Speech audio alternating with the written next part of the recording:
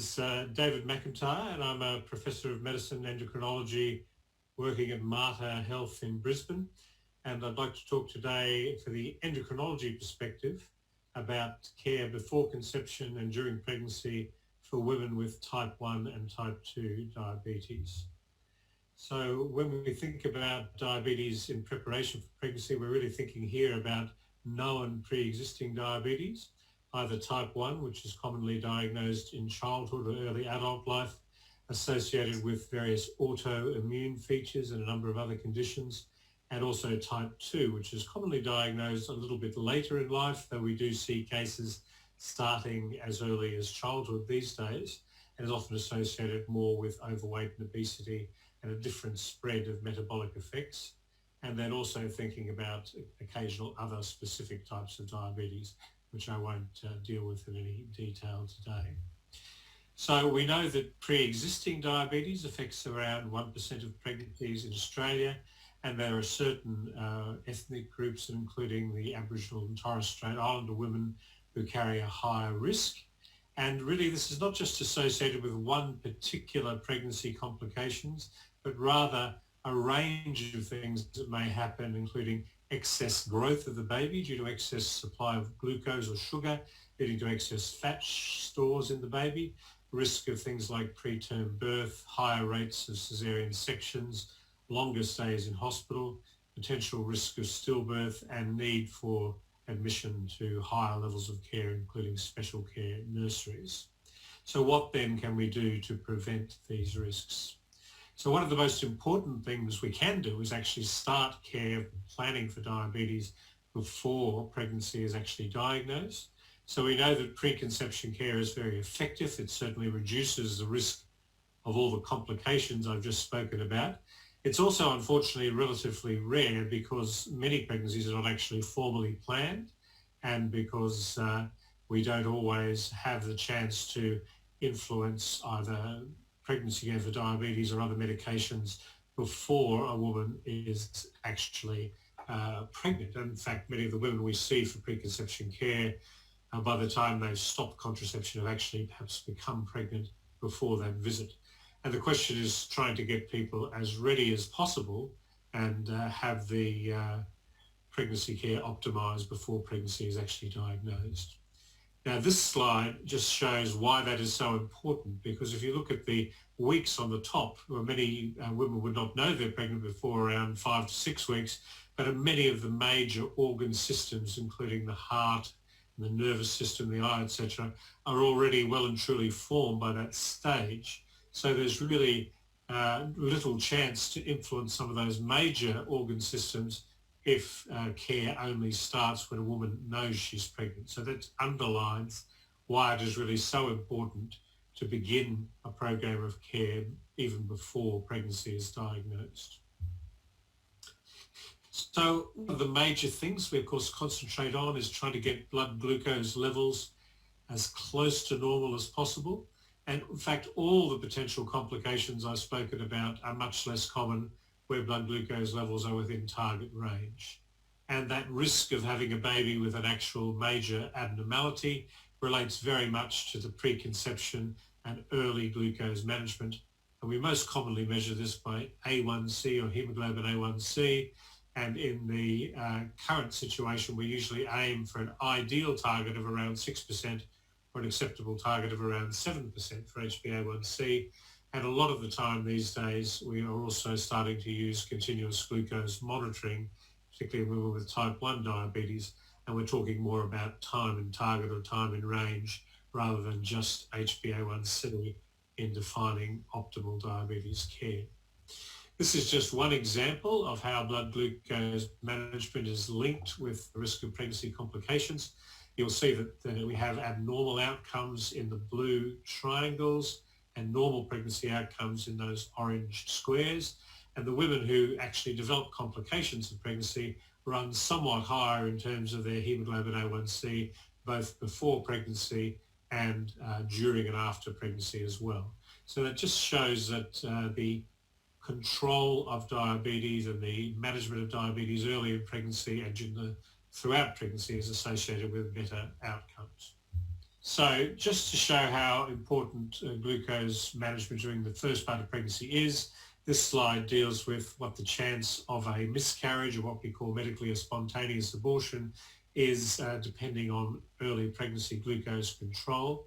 And it's very clear that the higher the glucose levels as measured by A1C, the more likely a woman is to have a miscarriage. And at the highest levels here, hemoglobin A1C over 9.4%, that risk is almost 20 times greater than at the lower levels. So we really need to manage the diabetes as well as possible and aim for the glucose levels as close to normal as possible in the early stages of pregnancy. This slide then deals with the risk of major congenital anomalies. So this is mostly structural abnormalities for the baby across a range of things like the nervous system, the heart, the abdomen, urinary system, etc. And you will see that as the hemoglobin A1C increases from the desired range way down here to really very poor diabetes control over here, the rate of complications increases markedly to almost 20% at the highest levels of glucose before conception. So this is just to reinforce that both in terms of the risk of a miscarriage and the risk of a baby with an abnormality, very important to get the diabetes as well managed as possible prior to conception and in early pregnancy. So then mostly in type 1 diabetes and in many cases in type 2 diabetes, we're doing this primarily with adjustment of insulin treatment. And we have some of the good old insulins that we've been using for many, many years, soluble insulin, NPH insulin. We have a long history with this, a long experience, but they do have some disadvantages in terms of the way they act compared with the newer or so-called bioengineered or analog insulin. And really people have worried about this for many years, but it now appears that really all these new types of insulin are essentially safe with no increase in fetal abnormalities, and in fact very little of the mother's insulin transfers to the baby. So all the insulins you might commonly be seen using in Australia, such as Humalog, NovoRapid, Apidra, and the newest one, Fiasp, and the longer-acting insulins, including Levemir and Lantus, are all considered essentially safe. And the answer, really, from a practical point of view, is for, in combination with your doctor, to use whichever insulin combination is most effective for each individual woman. Now, the major limitation to trying to control and get the blood sugars as close to the normal range as possible is having some blood sugars that end up being too low. And in fact, the risk of low blood sugars or hypoglycemia varies very much with the week of gestation. So it's much commoner in early pregnancy when a number of women also experience pregnancy nausea and vomiting. And the things that predict worsened chance of severe hypos are previous history outside pregnancy or a lack of awareness, which is where women don't actually know they're developing hypoglycemia.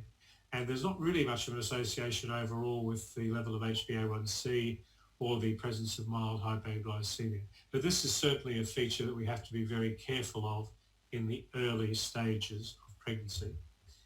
Now this graph just shows what the average insulin requirement is compared to pre-pregnancy over the course of pregnancy. And you'll see that actually in the early stage of pregnancy, the first trimester or the first 13 weeks as we speak about, usually insulin requirements actually drop a bit and they remain relatively stable before quite markedly increasing between around 20 and 30 weeks, then perhaps plateauing or dipping a bit, and then they return back to normal non-pregnancy levels after the baby is actually born. So we have to be wary of this in the early stages of pregnancy, and particularly in this 20 to 30 week time where there's a sharp rise in the need for insulin doses, and the total dose per day increases quite a lot at that stage.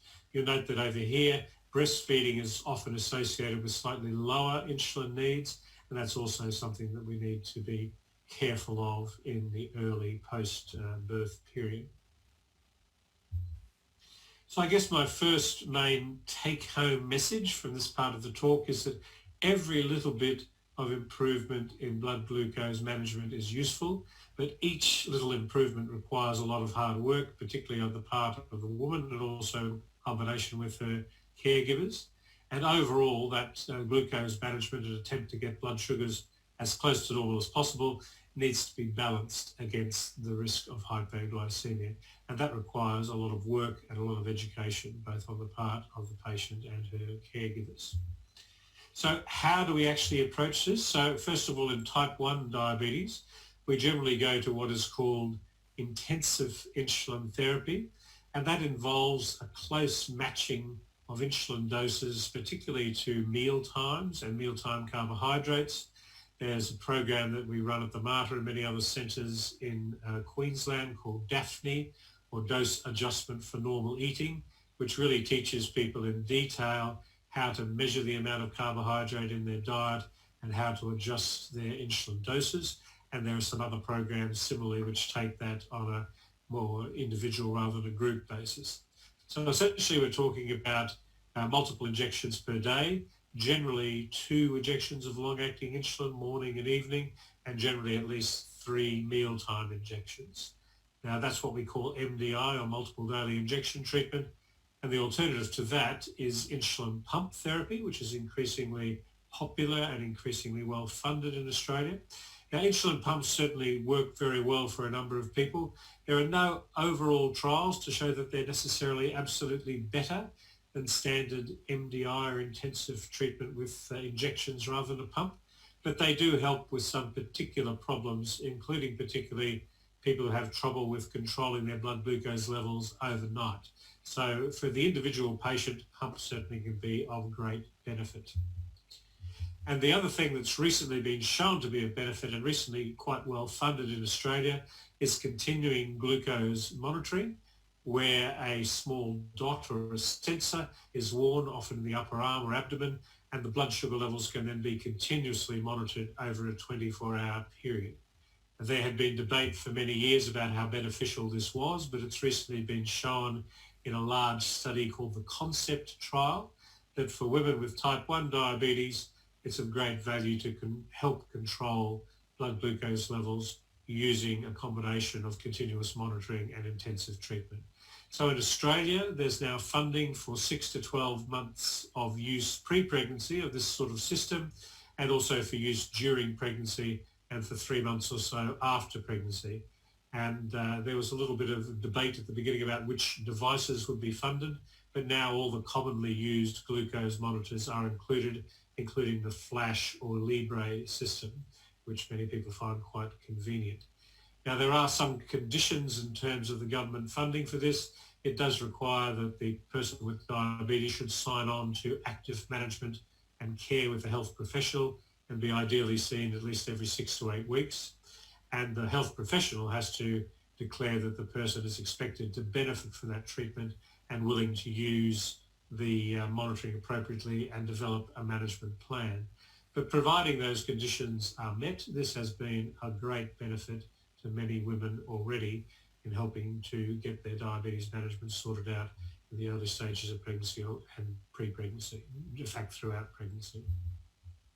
Another thing which you may have heard of is so-called closed loop treatment. Now this again applies to type 1 diabetes, and this is when both the pump and a sensor are worn 24 hours a day, and the sensor actually measures the individual's blood glucose, feeds back to the pump, and then the pump adjusts the amount of insulin being delivered according to a complex computer control algorithm. So there's one system, this Medtronic 670G system, which is currently approved for use in Australia. And this does at least what we call the basal insulin or the background insulin overnight and between meals in this automatic fashion, but still requires dosing of insulin at meal times. There are other DIY and open source software systems that exist, but certainly I wouldn't be promoting those. And although the Medtronic 670G is available for people with type 1 diabetes, it's not actually officially approved yet for use during pregnancy due to some limitations with the programming and the software. But certainly in preparation for pregnancy, I'm finding that many women are using these type of systems and finding them very valuable. So there's certainly issues as well outside type 1 diabetes, and we're now finding that up to 50% or so of our women with diabetes in pregnancy actually have type 2. And one of the worrying things about that is up to 50% of those women may actually be undiagnosed at the time they fall pregnant, because women with risk factors such as polycystic ovary syndrome are not always tested. Some of the treatments that we commonly use for type 2 diabetes, including metformin, may actually increase a woman's fertility without completely managing or fixing the glucose level. So that woman may be at risk then of falling pregnant with still somewhat high blood sugar levels. Also, in the situation of in vitro fertilization or assisted reproduction, we need to be very sure that the diabetes is very well managed before actually starting those sorts of programs. And another problem that we have is that many of the medications we use for associated conditions which are common with type 2, such as high cholesterol or high blood pressure, are not approved for use during pregnancy. So not only do we have to manage the diabetes, we have to manage these other associated conditions. So the other point it gets to type 2 diabetes at the moment is that there's a whole range of new injectable and tablet treatments which are now used to manage type 2 diabetes very effectively outside pregnancy, but these newer tablets and injections have very, very little safety data in pregnancy. So in the pregnancy situation, we basically use only metformin, which has been around for a long time and which we have a lot of safety data, and insulin, which is essentially used intensively as it is for type 1 diabetes. Now, I thought in this topical COVID time, we should talk just a little about COVID-19 and pregnancy. And I guess that's been a worry for many mothers having babies in this time. The good news is, I guess, that COVID-19 does not appear to be particularly more common or more severe in pregnancy, unlike some other conditions such as influenza. And diabetes, although it increasingly increases the complications of COVID-19 outside pregnancy, the effects during pregnancy are less clear. One thing that's also somewhat reassuring is that at the moment there's very little evidence of what we call vertical transmission or direct transmission from mother to baby with the baby in utero.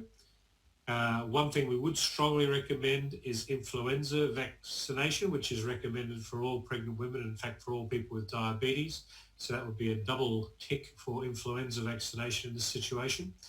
Now, this next bit is a little bit controversial. There's no evidence that the COVID virus goes into breast milk, but nonetheless, current recommendations have been for initial separation of mother and baby and use of express breast milk rather than direct breastfeeding in the stage of a mother who is actually actively infected with COVID-19. Obviously, it's also very important for personal protective equipment to be used both in hospitals and by patients outside if there's any suggestion of infection or risk of infection. And I think we have to be very aware that it's been a very difficult time for mothers and their families, with many hospitals having a lot of restrictions on the number of people who can be in birth suite or delivery room, the number of people who can visit a mother and her baby postpartum. So it's very important to be aware of those stresses as well. Now, beyond just blood sugar and blood sugar management, other parts of diabetes care are very important as well. We need to make sure we detect and manage any diabetes-related effects on the kidney. We also need to be very sure we know whether there's any diabetes effects on the eye before pregnancy, and manage a whole range of other associated conditions such as thyroid disease, celiac disease or gluten allergy, hypertension, high blood pressure, obesity. Very important to think about mental health issues such as depression and anxiety, and social issues as well. So it's important not to just focus on the management of blood sugar alone and to deal with all these other things. And the one other general recommendation would be that folic acid should be taken at a higher dose for women with type 1 or type 2 to try and prevent neural tube defects such as spina bifida. So in the type 2 situation, as I mentioned, there is a bit of a contrast between the idea of managing a woman's vascular risk or a risk of heart attack and stroke in the very long term versus pregnancy safety. Usually we would avoid statins or cholesterol lowering medications. We have to be also very careful with blood pressure lowering tablets such as ACE inhibitors, and we also have to be very careful about avoiding and having the resources to treat hypoglycemia if it affects women, particularly on insulin treatment. So there is a bit of a gap between knowing what to do and actually doing it. And one of the things that has been described is that although almost 80% of women were aware of preconception care, only half or so of them actually did it. And most of those unplanned pregnancies were not just failures of contraception, but they were actually a lack of a relationship between the woman and her doctor or other caregiver. So we need to work on that. So in terms of higher risk pregnancies, we very rarely say to women these days, you must not fall pregnant, but there are some people that we worry a bit more about. Certainly those women with untreated eye disease or retinopathy, it's ideally that should all be well and truly treated before pregnancy is undertaken. We worry about women with advanced kidney disease or what we call diabetic nephropathy. Unfortunately, very rarely, but still sometimes we see women with heart disease, such as previous heart attacks or angina, and these women are at very high risk. And many of the other existing diabetes complications can be managed effectively so long as they're known about and properly detected before the pregnancy actually starts. So that's a major focus of the pre-pregnancy care as well. So my second take-home message would be that most women with type 1 or type 2 diabetes can have a healthy pregnancy and a good expectation of a healthy baby.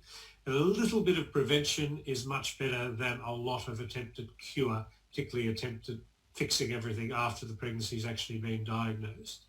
And so I think it's very important for every woman with diabetes to be as prepared as possible for what is really one of the big events in your life.